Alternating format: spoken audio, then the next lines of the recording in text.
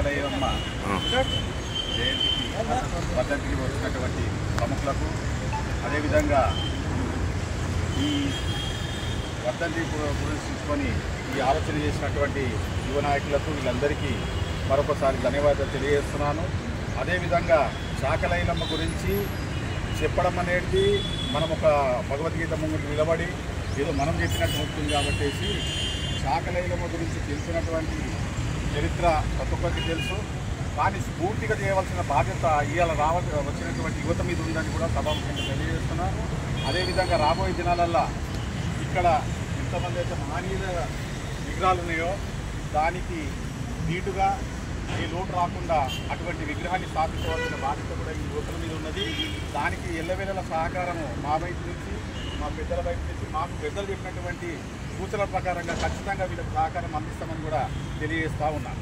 అదేవిధంగా ఒక్కసారి చెప్తా ఉంటాను, కులాల వారీగా ఏదైతే మనం ఇవాళ మంచికో చెడుకో స్థాపించుకుంటున్నామో ఆ కులాల పట్ల కూడా వివక్షణ లేకుండా ఆ కులాలను పెంపొందించడానికి మనం ఏదో ఇది చేసుకున్నామని కాకుండా దాని వెనకాల కూడా ఒక వారాన భాగం కాకుండా చారణ భాగం అన్న కూడా కులాల వెనుకలు ఉంటే అట్టి కులాలను కూడా న్యాయం చేయవలసిన పరిస్థితి వస్తుంది. కాబట్టి నేను ఖచ్చితంగా చెప్తా ఉన్నాను, ఏ కులంలో ఉన్నా సరే ఆ కుల వృత్తిని వృద్ధి చెందుకుంటూ గౌరవించుకుంటేనే రాబోయే కాలంలో ఇటువంటి మహనీయుల పేర్లు కలకాలం చెప్పుకోవాల్సిన పరిస్థితి ఏర్పడుతుంది కూడా సభాముఖంగా పెద్దలందరికీ వీళ్ళందరికీ మళ్ళీ చేస్తూ ఈ అవకాశం ఇచ్చిన పెద్దలకి మరొకసారి కూడా ధన్యవాదాలు తెలియజేస్తాను.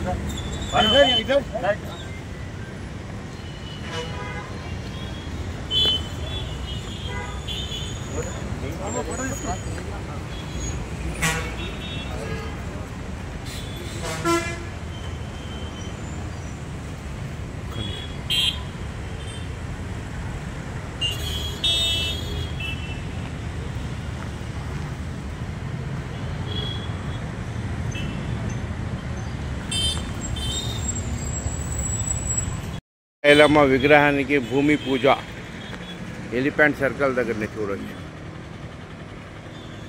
ఎలిఫెంట్ సర్కిల్లో మహత్యాలు ఏంటంటే కేవలం ఇక్కడ విగ్రహాలే ఉన్నాయి. అన్నీ మీరు రోడ్డు మీద నుండి చూడంగానే అన్ని విగ్రహాలే కనబడతాయి.